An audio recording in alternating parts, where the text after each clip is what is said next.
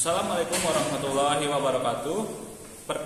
Kami dari kelompok 2 akan mempresentasikan hasil dari kerja kelompok kami, di mana presentasi ini untuk memenuhi tugas dari mata kuliah Tata Kelola Teknologi dan Informasi.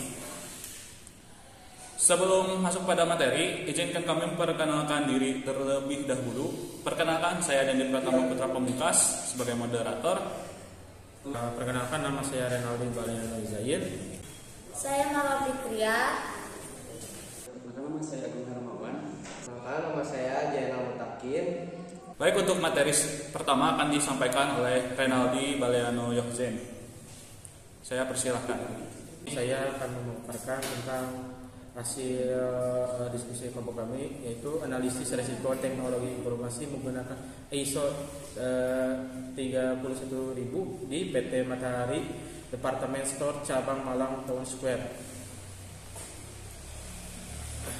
Pendahuluan, PT Matahari Departemen Store merupakan salah satu perusahaan retail terkemuka di Indonesia. Perusahaan memiliki visi yaitu menjadi PT Rel di pilihan utama Indonesia. Terkait hal tersebut, maka diperlukan pembenahan seiring dengan kompleksitas proses yang dikelola juga semakin meningkat. Selain itu, pemenuhan perusahaan memiliki sebuah unit yang bernama tim IDP, yang merupakan sebuah unit pelaksana teknis memberikan support teknologi informasi bagi semua fungsi di perusahaan yang mengembangkan sistem informasi terpadu sesuai kebutuhan perusahaan beserta investasi infrastruktur yang diperlukan untuk menunjang bisnis perusahaan. Dalam penggunaan teknologi informasi tersebut, besar kemungkinan menghasilkan resiko yang mungkin terjadi. Beberapa penelitian menunjukkan bahwa teknologi informasi serta asetnya rentan terhadap resiko kerusakan fisik dan kerusakan logik. Resiko kerusakan fisik berkaitan dengan perangkat keras seperti bencana alam, pencurian, kebakaran, lonjakan listrik, dan kerusakan. Resiko kerusakan logik yang mengacu pada akses yang tidak sah, kerusakan secara sengaja maupun tidak sengaja pada teknologi informasi dan aset informasi yang terkandung di dalamnya. Untuk itu diperlukan identifikasi ancaman dan analisis resiko untuk meningkatkan keamanan dan mengurangi resiko kerusakan sistem informasi. Sehingga dapat ditarik masalah yang ingin diteliti adalah mengenai mengidentifikasi resiko IT yang ada pada sistem penjualan yang digunakan perusahaan. Lalu ditingkatkan prioritas risiko IT pada sistem penjualan serta mitigasi risiko IT pada sistem penjualan. Pada penelitian ini mencoba mengimplementasikan suatu analisis manajemen risiko menggunakan ISO 21000 yang dapat digunakan untuk mengelola risiko secara keseluruhan pada suatu area kegiatan sehingga perusahaan dapat melakukan pencegahan, penanganan dan serta perbaikan ke depannya. Didukung menggunakan framework NIST 800-30 yang menjelaskan secara teknis dan detail mengenai penilaian resiko khususnya IT. Yang pertama adalah landasan keputusan. Landasan keputusan berdasarkan penelitian sebelumnya yang dilakukan oleh Tampu Bolon dari Suhardi pada tahun 2011 mengenai manajemen risiko teknologi informasi menggunakan framework ISO 31000 pada tahun 2009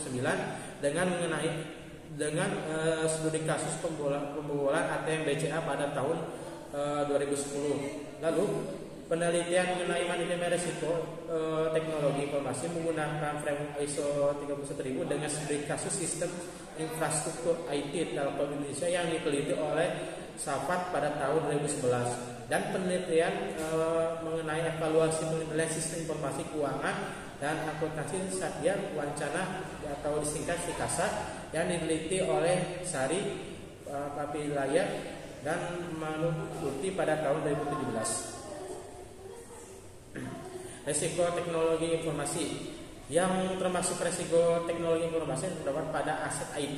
Berkembang IT sebagai bagian dan pengelolaan bisnis sehingga bencana yang disebabkan oleh IT yang dapat mengakibatkan terhentinya proses bisnis. Pada tahun 2016 dalam situs IT Government Indonesia,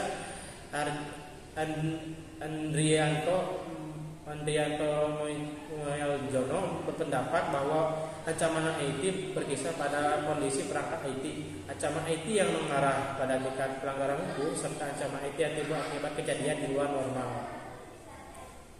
Prinsip manajemen risiko pada tahun 2017 dalam buku manajemen risiko berbasis ISO 31000 industri non perbankan, Susilo dan Kaho menjelaskan bahwa manajemen risiko suatu organisasi dapat efektif bila manajemen prinsip tersebut sebagai berikut. Yang pertama, manajemen risiko melindungi dan menciptakan nilai tambah. Yang kedua, manajemen risiko adalah bagian terpadu dalam proses organisasi. Yang ketiga, manajemen risiko adalah bagian proses pengambilan keputusan. Yang keempat, manajemen risiko secara khusus mengenai aspek ketidakpastian. Yang kelima, manajemen risiko bersifat sistematik, terstruktur, dan tepat waktu. Yang keenam, mengenai manajemen risiko berdasarkan pada informasi sebaik yang tersedia. Yang ketujuh, manajemen risiko adalah khas untuk penggunanya atau tailored. Yang kedelapan, manajemen risiko mempertimbangkan faktor manusia dan budaya. Yang kesembilan, manajemen risiko harus transparan dan inklusif.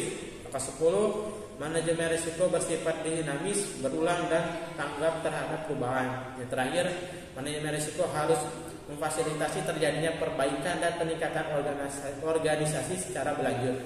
Terima kasih Renaldi Baliono Yosen. Selanjutnya akan disampaikan oleh Marwah Fikriah. Sini saya akan menjelaskan ISO 31000 pada 13 Desember 2009 standar internasional ISO 31000 diterbitkan oleh the International Organization for Standardization. Dapat digunakan oleh sebagai jenis organisasi dalam menghadapi berbagai risiko yang melekat pada aktivitas organisasi. ISO 31000 menyediakan prinsip, kerangka kerja, dan proses manajemen risiko yang dapat digunakan sebagai arsitektur manajemen risiko dalam usaha menjamin penerapan manajemen risiko yang efektif. Satu hal yang membedakan ISO 31000 dengan standar manajemen risiko yang lain adalah perspektif ISO 31000 yang lebih luas dan lebih konseptual dibandingkan dengan yang lainnya. Hal ini ditandai dengan adanya kerangka kerja manajemen risiko yang merupakan implementasi prinsip manajemen mutu dan dikenal dengan Flame Action. Dalam kerangka kerja manajemen risiko, hal ini dinyatakan dengan perencanaan kerangka kerja, manajemen risiko, penerapan manajemen risiko, monitoring dan review, serta perbaikan berkelanjutan. Di sini ada proses manajemen risiko menurut ISO 31000 digambarkan pada gambar di bawah ini. Proses manajemen risiko. Dan di sini ada likelihood menurut Stoltenberg, Kugwin dan Farina 2002. Likelihood merupakan potensi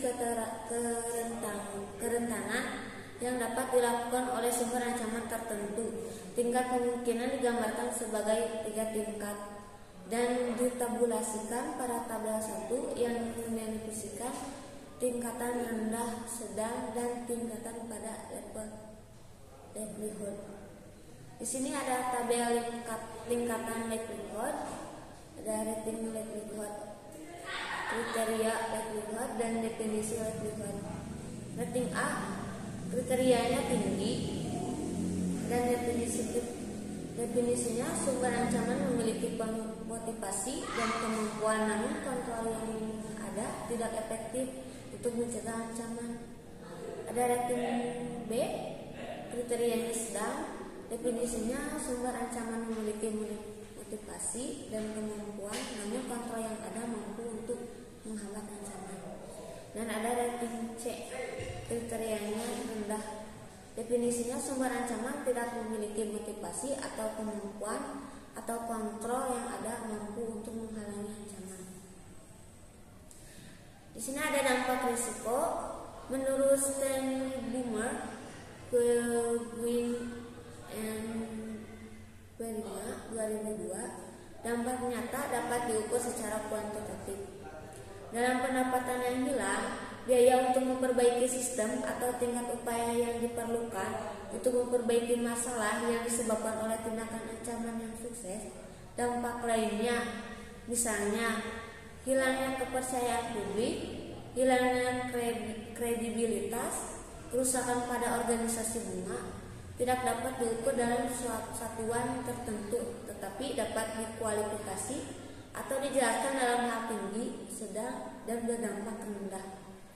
Karena sifat umum dari diskusi ini, paduan ini menunjukkan dan hanya menggambarkan kategori kualitatif, dampak tinggi, sedang, dan rendah. Untuk pendefinisian masing-masing tingkatan dijelaskan pada tabel. Di sini ada tabel tingkat dampak risiko, kriteria metode of the impact, dan definisinya. Kriterianya ada tinggi, definisinya sumber ancaman menyebabkan nilai kehilangan yang tinggi pada aset ataupun sumber daya secara signifikan, melanggar misi ataupun reputasi organisasi, menyebabkan korban jiwa. Ada yang kriterianya sedang, definisinya sumber ancaman menyebabkan nilai kehilangan pada aset ataupun sumber daya secara signifikan, melanggar misi ataupun reputasi organisasi, menyebabkan korban jiwa. Dan terakhir ada kriterianya rendah, definisinya sumber ancaman menyebabkan nilai kehilangan yang tinggi pada aset ataupun sumber daya secara signifikan, melanggar misi atau reputasi organisasi. Terima kasih kepada Marwa Fikriah. Selanjutnya materi akan disampaikan oleh Zainal Mutakim.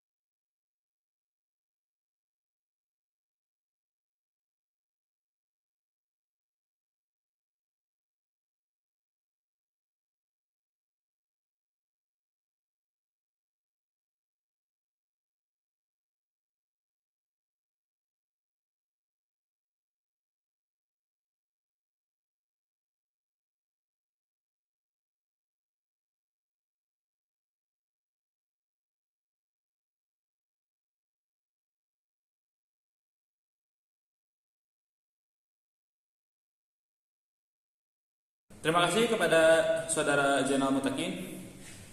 Materi selanjutnya akan disampaikan oleh Agung Hermawan. Satu, mencurigakan dan memperkecil opportunity loss. Untuk resiko terakhir, koneksi yang tiba-tiba offline dapat diminimalisir dengan dua opsi, yaitu mengontrol jaringan dengan cara dimonitoring dan memelihara keamanan sistem dengan ditinjau secara berkala, di mana dari kedua opsi tersebut tidak membutuhkan biaya dan dapat memberikan benefit seperti mengurangi kesalahan dan mereduksi durasi transaksi karena respon time dari sistem yang tepat. Hanya saja untuk opsi rekomendasi, pengendali mengontrol jaringan dengan cara dimonitoring jaringan dengan cara dapat memberikan benefit tambahan, yaitu dengan kontrol yang rutin dapat mencegah koneksi yang tidak stabil. Berikut disajikan tabel 7 mengenai regulasi pengendalian risiko untuk saya price issue.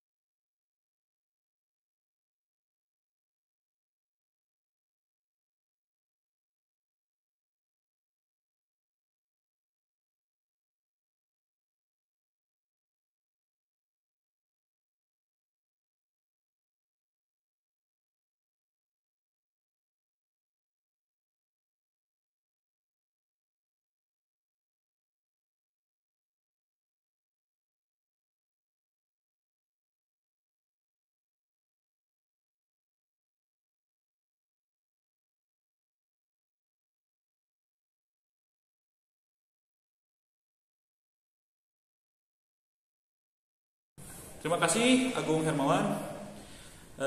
Hari ini kita sampai di penghujung presentasi.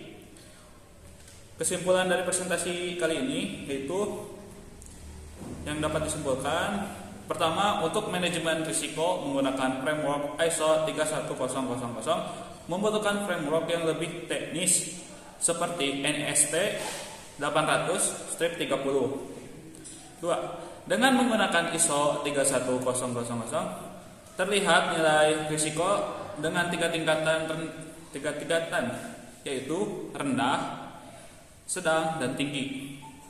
Untuk ketiga, rekomendasi pengendalian yang tepat seperti risk reduction untuk risiko human error dalam kurun kesalahan dalam pengoperasian sistem, risk avoidance untuk risiko pencurian password otorisasi, serta risk reduction untuk risiko koneksi yang tidak stabil. Sekian yang dapat kami sampaikan. Kurang lebihnya mohon dimaafkan. Wassalamualaikum warahmatullahi wabarakatuh.